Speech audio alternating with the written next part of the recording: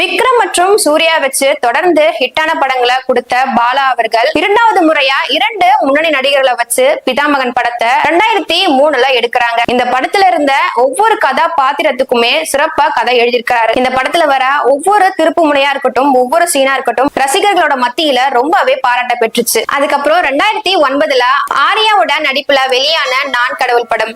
இந்த படத்துக்காக இயக்குனருக்கான முதல் தேசிய விருதையும் இவர் வாங்கியிருக்காரு. அதுக்கப்புறம் 2011ல விஷால் மற்றும் ஆர்யா நடிச்ச அவனிவன் படம் வெளியாகுச்சு. பி ஸ்டுடியோ பதாகையின் கீழே பாலா அவர்களே தயாரித்த பரதேசி படம் 2013ல வெளியாச்சு. இதனை தொடர்ந்து 2016ல தார தப்பட்டை, 2018ல நாச்சியார் போன்ற படங்களை இயக்கிட்டு வந்தாரு. அர்ஜுன் ரெட்டி படத்துக்கான வர்மா தமிழ் ரீமேக்ஸ இயக்குறதுக்காக பாலா அவர்கள் தேர்ந்தெடுக்கப்படுறாங்க. இதுக்கான உரிமையத்தையும் E4 என்டர்டைன்மெண்ட் வழங்குறாங்க.